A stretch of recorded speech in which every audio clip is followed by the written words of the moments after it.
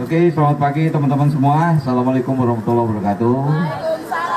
Salam sejahtera untuk kita semua. Ini hari kelima saya bekerja, semakin optimis Jakarta akan semakin menyala ini.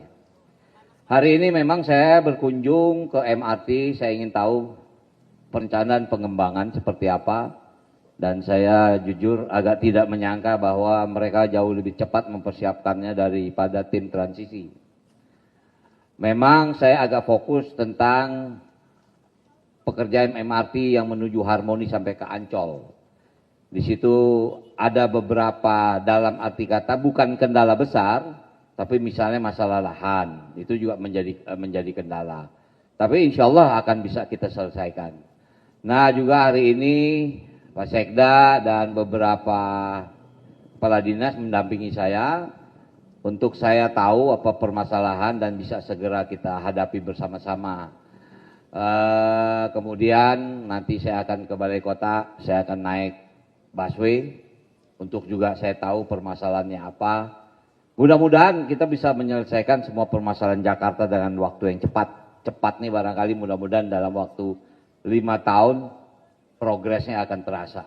Karena Pak Gub juga berharap periode 2025-2030 ini Jakarta bisa menurunkan menjadi kota global dari 74 menjadi ke 50. Nah jadi inilah langkah-langkah kita mempersiapkan Jakarta menjadi kota global yang berdasarkan Undang-Undang Nomor 2 Tahun 2024 bahwa Jakarta menjadi kota ekonomi nasional dan kota global.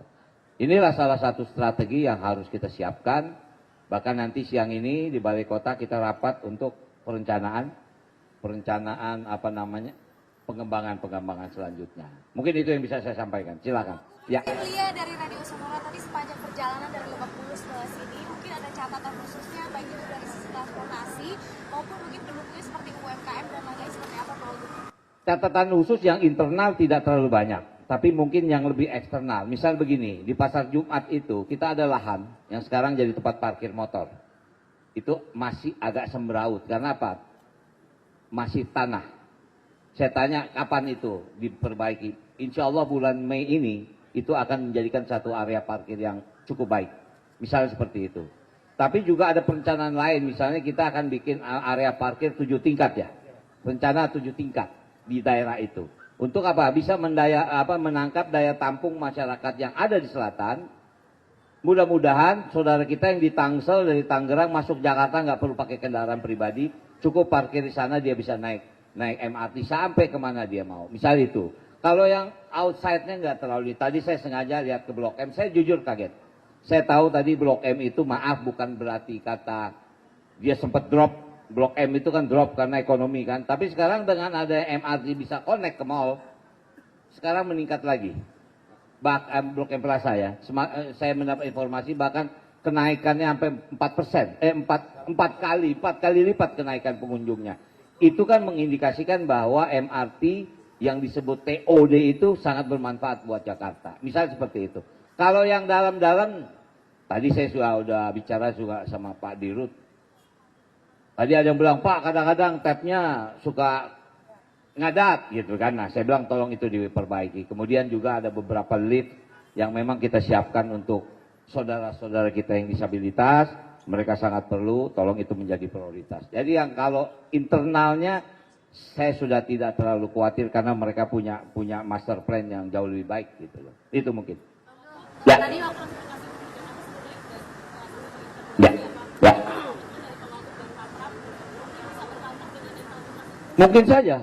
Mungkin saja. Saya bukan apa, ya mumpung di sini ada Pak Sekda. Beliau berusaha menempatkan saya di rumah dinas, tapi rumah dinas belum jadi. Jadi saya akan tinggal di rumah saya. Saya jauh lebih nyaman kalau saya ke kantor naik MRT. Saya naik dari Lebak Bulus, rumah saya di Lebak Bulus, saya turun di HI, ya mungkin mobil numpang dijemput sini saya ke Balai Kota. Jauh lebih enak buat saya. Tapi kadang-kadang memang tidak mungkin saya setiap hari karena di tengah perjalanan saya mampir juga ke tempat yang lain. Nah artinya bagi saya naik kendaraan umum di Jakarta ini jauh lebih nyaman. Lebih apa ya? Lebih tenang, tidak terlalu pusing kita dengan traffic. Mungkin itu. Pasti, mungkin seminggu sekali saya akan naik kendaraan umum, terutama MRT. Ya, oke. Ya, betul. Jadi kita memang akan memberikan, menggratiskan kepada 15 golongan. Misalnya lansia, disabilitas, kemudian pemegang KJP, kemudian ya keluarga, misalnya TNI, ABRI, Polri. Kemudian ada 15 golongan yang bisa menggunakan itu. Dan kita juga akan memperluas jaringan. Misalnya kalau kemarin kan Transjakarta. Mas Gub atau Mas Pram ingin Trans Jabodetabek, artinya kita jauhkan alurnya supaya masyarakat saudara kita yang ada di Bekasi, di Depok, di Tangerang kembali lagi datang ke Jakarta. Kita berharap tidak mereka pakai kendaraan pribadi, cukup dengan kendaraan umum yang ada di Jakarta. Mungkin itu. Ya, segera. Itu kita persiapkan. Karena itu masuk dalam program 100 hari. Gitu. Ya. Ya. Tadi waktu peninjauan sempat nyinggung ada panggung gitu, kayak panggung kreativitas gitu apa itu? Iya, saya jujur mungkin karena jiwa budaya saya tadi minta izin sama Dirut MRT. Saya bilang saya minta izin anak-anak saya bisa performance di sini. Karena ya mungkin bukan saya meng-compare dengan di luar, tapi kalau di Eropa misalnya, MRT atau apa namanya itu menjadi lahan buat mereka mengekspresikan. Nah, saya sudah banyak ketemu dengan teman-teman sahabat seniman yang kebetulan punya sekolah musik misalnya kan. Nah, jadi nanti yang tampil di sini juga kita kurasi. Mereka harus tampil bagus, main juga bagus, sehingga buat mereka yang pertama tempat berlatih. Karena anak-anak kita ini mereka sekolah tapi dia memerlukan tempat berlatih. Nah, saya lihat ini cukup efektif. Untungnya tadi Direktur MRT mengizinkan. Bahkan sudah ada program itu ya. Rabu Jumat. Nah, mudah-mudahan Rabu Jumat kita lihat sore. Kita lihat. Itu di halte tertentu aja atau Semua stasiun. Yang memungkinkan ya. Yang memungkinkan gitu. Oke? Ya.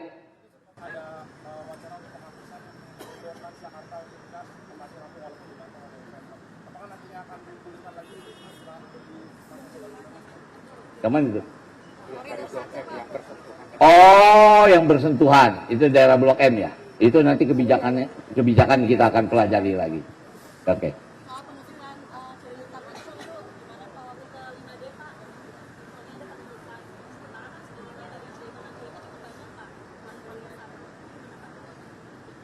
Pak. Nanti coba kita pelajari. Ya, saya senang nih dapat informasi ini. Jadi saya alhamdulillah mereka dengar juga kan. Nanti saya akan tanya nih permasalahannya apa. Tapi memang mungkin begini, ini kan ada sentuhan, ada MRT, ada busway misalnya kan. Kita kalkulasi coba mana yang lebih ini. Tentu kalau masyarakat mau dalam arti kata tentu yang murah kan. Nah ini kita compare. Kalau kita tutup ini kira-kira masyarakat ini akan pindah nggak ke sini. Kalau memang tidak terjadi mitigasi, kita akan teruskan.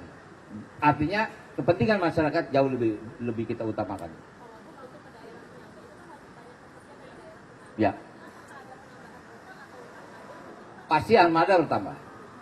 Dan rute baru juga pasti. Logikanya gitu. Bayangin, kalau sekarang mungkin kalau kita terminal paling jauh di sini masuk mana? Yang di itu ya, Kampung Rambutan atau sana tuh daerah Pulau Gadung apa namanya itu? Pulau Gebang. Mungkin nanti akan kita jauhin sampai Bekasi. Tentu kita kerjasama dengan Pemda Bekasi. Ini sedang kita rencanakan. Yang pasti ini harus duduk bersama antara semua pimpinan daerah yang ada di Jabodetabek. Gitu. Ya. Ya, nanti kita berikan tempat. Tapi maaf, kita harus kita kurasi. Artinya apa ya? Ya main dia standarnya bagus. Bukan kita juga mau nyaman kan. Saya minta maaf sekali lagi kalau kita ke Eropa itu mereka punya standar main. Sehingga mereka tuh punya ID card. Tidak mungkin dia dikejar Satpol PP karena dia punya izin. Ada aturan yang harus kita berikan supaya mereka tampil nyaman, yang dengar juga nyaman. Ya mungkin kalian sering dengar lihat di TikTok kan ada orang main piano di stasiun, tiba-tiba di sebelahnya ada anak kecil main biola. Tampilannya luar biasa, semua orang yang itu yang saya mau bikin Jakarta seperti itu. Oke, terima kasih ya teman-teman.